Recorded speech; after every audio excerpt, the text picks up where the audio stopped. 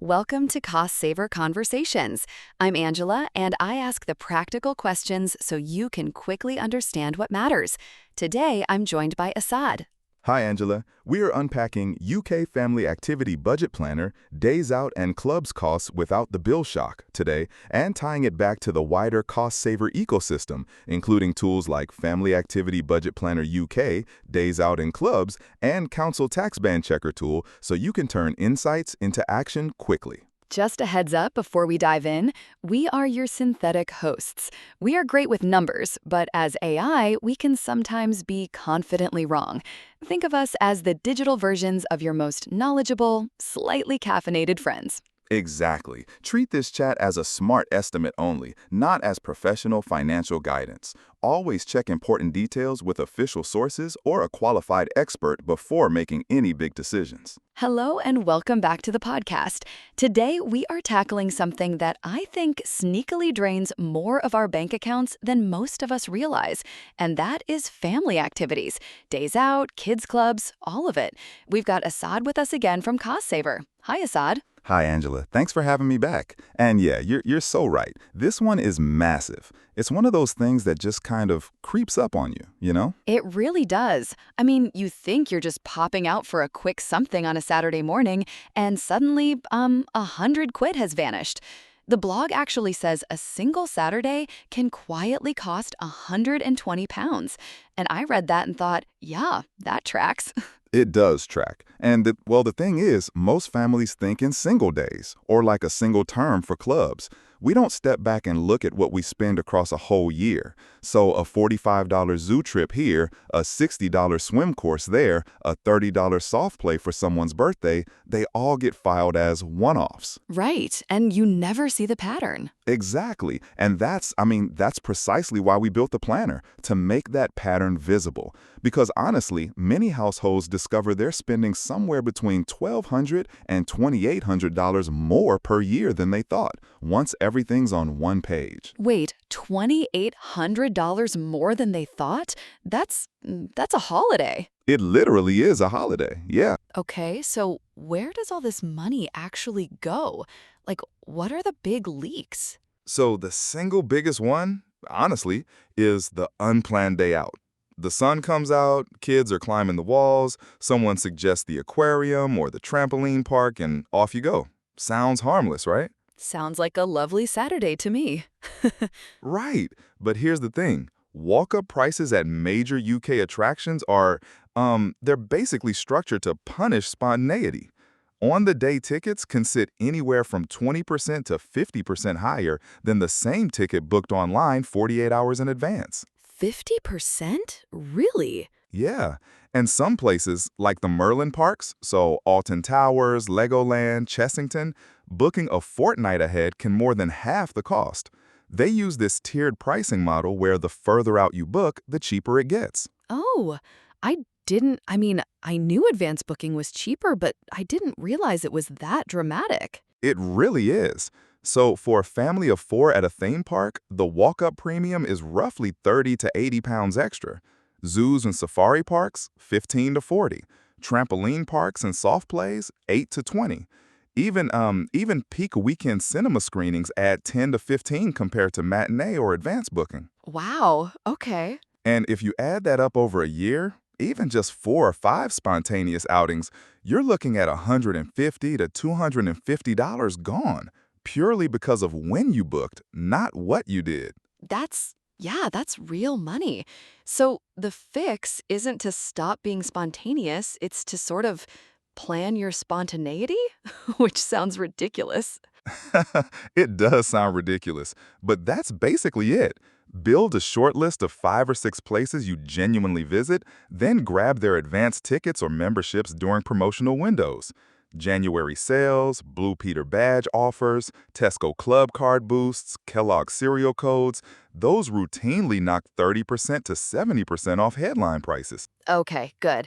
And one thing I should mention, the blog flags that summer holiday tickets typically go on sale in early spring, and the cheapest tiers sell out by late April. So that's genuinely time sensitive if you're planning anything peak season. Yeah, absolutely. You can't leave it until the week before, not for the big ones. Right.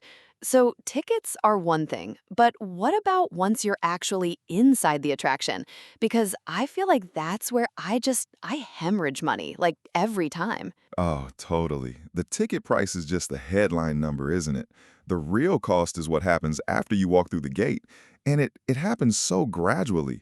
You don't notice until you check your bank app that evening and go, how did I spend that much? Yep, been there. So there's this example in the blog. The Robinson family from Leeds, they went to a safari park. Online ticket was £22 for adult, £18 for child, so £80 for a family of four. Sounds manageable. Yeah, that's fine. Then the actual day happened. Parking, £10. Lunch and drinks on site, £58. Afternoon ice creams, $16. The exit route gift shop, £40. Fast track pass for the play zone, $25. Fuel there and back, £22. That $80 day cost them £251. 200 and that's almost triple the advertised price. That is wild. And that's not a worst-case scenario. The blog calls it the median experience at almost every big UK family attraction. You've got parking at 6 to 12 pounds, on-site food averaging 45 to 70 pounds for lunch and drinks, ice creams another 12 to 20 pounds, gift shops, which are always positioned as the exit route, 25 to 50 pounds. Ugh, the gift shop exit route. That's evil genius, isn't it? It really is. And there's a good tip in the blog about that, actually. Have the conversation with the kids before you arrive about whether shop spending is happening today. And if so, set a per-child cap of 5 to 10 pounds that everyone agrees to in advance. That's smart. Manage expectations before you're standing in front of a wall of stuffed animals. So, what's the single biggest saving you can make on a day out then? Hands down, packing your own food. A cool bag with sandwiches, fruit, water bottles, a few treats. That saves a family of four somewhere between 30 and 60 pounds per outing. And most UK attractions do permit outside food, even when their signage sort of vaguely discourages it, which has confirmed this is one of the highest impact savings a family can make. I hadn't thought about it being that much per outing. But yeah, 30 to 60, you do that 5 times and it's kind of a lot. It really adds up. Okay, let's talk about clubs, because my kids are into everything, and the termly fees feel manageable, but then there's always this other thing that pops up. New kit, or a tournament, or... Exactly, and that's the problem. Clubs are the second big budget leak, and it's arguably worse than days out because it compounds silently over the whole year. Parents budget for the termly fee. That's the number in their head. But the termly fee is rarely more than 60% to 75% of the true annual cost. Oh, go on. So take club football at a local grassroots setup. Visible fee, $180 a year. Fine. But then there's kit and training top, $30 to $55. Boots, which get outgrown every 8 to 14 months, $25 to $70. Shin pads, socks, water bottle, kit bag, another $20 to $35. Then match fees or subs on top of the annual fee, $52 to $104 a season. Tournament entry fees, $15 to $40 per event. Away game travel and parking, $40 to $120 across the season. End of season trophies, presentation night. So that $180 club is actually... $400 to $550, and that's one child, one sport. Right. And if you've got 2 kids, or they're doing dance with costumes and competitions on top... You can easily be spending $1,500 to $2,500 a year on clubs without ever making a conscious decision to spend that. It just happens. Yeah. Does the blog rank which activities have the worst hidden costs? It does, actually. Competitive dance is usually top. Costumes, exams, festivals, private lessons. Then ice skating or ice hockey with all the rink time and kit. Horse riding, competitive swimming with galas and licensing fees. Gymnastics once you get past recreational level. And martial arts once grading fees kick in. Those belt tests are typically 25 to 50 pounds each. Huh, fair enough. I mean, that's not a reason to avoid them. No, not at all. It's a reason to know what you're signing up for, so you can budget properly and avoid that mid-year moment where you realize you can't afford the summer showcase costume. So the tip is just ask up front? Yeah, just ask the coach or organizer, what does this actually cost over a full year, including kit, competitions, and extras? Most will give you a genuine answer if you ask plainly.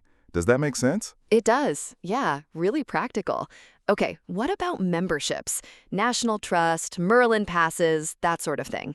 Because they feel like a smart move, but I've definitely bought one in January and then used it like twice. You and everyone else. That's the classic pattern. Burst of January enthusiasm, 2 visits, quietly don't renew. The maths typically breaks even after 3 to 5 visits. National Trust, English Heritage, RHS, RSPB, Merlin, London Zoo, they all have their own break-even point. So, how do you figure out if one's actually worth it? The blog has 5 questions, and I think they're really good. 1. Have you visited this attraction or one in the same network in the last 12 months? 2. Is it within 45 minutes drive or will travel costs kill the value? 3. Do you have at least 4 available family weekends in the next 6 months? 4. Are there sister sites included that you genuinely visit? And 5. If it's Merlin, will the kids still be interested in 12 months' time? Right? If you can't say yes to at least 3 of those, it'll probably become a sunk cost. National Trust tends to justify itself for most families because it covers hundreds of sites, but single venue passes are much riskier. Oh, that's actually reassuring because I was thinking about National Trust, and there's a tip about paying monthly, right? Yeah, both National Trust and English Heritage let you pay monthly, which spreads the cost. And you can cancel without penalty in most cases, so it handles that "what if we don't use it" worry. Much safer bet than a lump sum annual purchase if you're not sure. Good.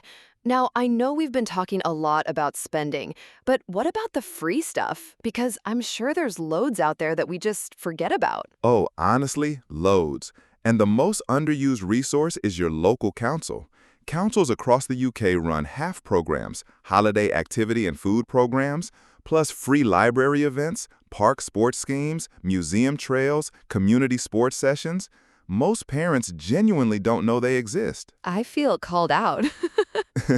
And beyond councils, national museums are free entry at most major UK sites. Natural History Museum, Science Museum, British Museum, Tate, Kelvin Grove. Libraries run craft sessions and summer reading challenges. Forestry England sites charge only for parking. There are more than 300 Blue Flag beaches. Park runs and junior park runs every weekend. Cinema chains do those 250 to 350 family morning screenings during holidays. Views Mighty Mornings, Odeon Kids, Cineworld movies for juniors. That's a lot of options. And the blog says check the council website before every school holiday? Yeah, in the 2 weeks before. Places open on a rolling basis, and the best sessions, bushcraft, sports coaching, cooking, fill within days. 10 minutes on the council site can save $80 to $150 per child per holiday. Per child? Okay, that's worth remembering. So if we pull all of this together, how do you actually build a proper annual budget for family activities? Because I think that's where most of us fall down. We plan the next Saturday, not the next year. That's exactly the problem. The reason spending gets out of hand is we plan in weekends, not in years. So, step by step, start with your fixed costs, club fees, subscriptions, memberships you've already committed to. Then layer on predictable spikes, half-term, summer holidays, birthdays, Christmas activities. Add a monthly spontaneous allowance so unplanned days out don't derail the whole plan. Set a per-outing food and gift shop cap you'll actually stick to, and identify 3 free or low-cost outings per month you can swap in when budgets are tight. And once you can see the whole year, You see the pressure points. For most UK families, it's a brutal August and a heavy December. And if you don't smooth that with saving through the year, you end up on the credit card. It's like any other lumpy expense. It needs sinking funds, not last-minute scrambling. And how long does all this actually take? Because I can hear people thinking, I do not have time for this. About 20 minutes. Genuinely, a Sunday evening, one sitting. Then a 5-minute check before each school holiday. No credit checks, no signing up to anything. You just get a clearer picture of what you're already doing. And that clarity is honestly where the savings come from. Yeah, I can do 20 minutes. Okay, Assad, let's wrap this up. If people take away 3 things from today, what should they be? Right. So, 3 fixes. 1. Book ahead rather than paying walk-up prices. That alone stops the spontaneous day-out tax. 2. Pack your own food to neutralize the hidden costs inside attractions. $30 to $60 saved every single outing. And 3. Always ask the annual cost question before you commit to any new club or membership, so you know what you're really signing up for. And the saving from doing those 3 things? Somewhere between $600 and $1,500 a year, without reducing the number of experiences your kids actually enjoy. You're not saying no to your kids, you're just making sure the yeses are the ones that actually matter to them, not the ones the gift shop tricked you into. I love that. Assad, thank you so much. I'm definitely packing more sandwiches and checking my council website this week. You're very welcome, Angela. Good luck with the packed lunches. Thanks for listening, everyone. We'll see you next time. Quick side note, this guide connects with other cost-saver blogs, especially our guide to building an emergency fund runway. Our guide on council tax bans explains exactly how to check yours and carry forward allowances. Exactly, and reading those together helps you connect the dots across your household budget, not just this one topic in isolation. And if you want to apply this immediately, jump into tools like Family Activity Budget Planner UK, Days Out in Clubs, and Council Tax Ban Checker tool right after this episode. Primary sources used here include Money Saving Expert and Which, Best and Worst UK theme parks and family attractions, so you can verify the data yourself and stay evidence-led. That wraps this cost saver conversation with Angela and Assad. If this helped, share it with someone who could put these ideas to work this week. Your next step is simple. Try Family Activity Budget Planner UK, Days Out in Clubs, then read our guide to building an emergency fund runway and use them together to take action today.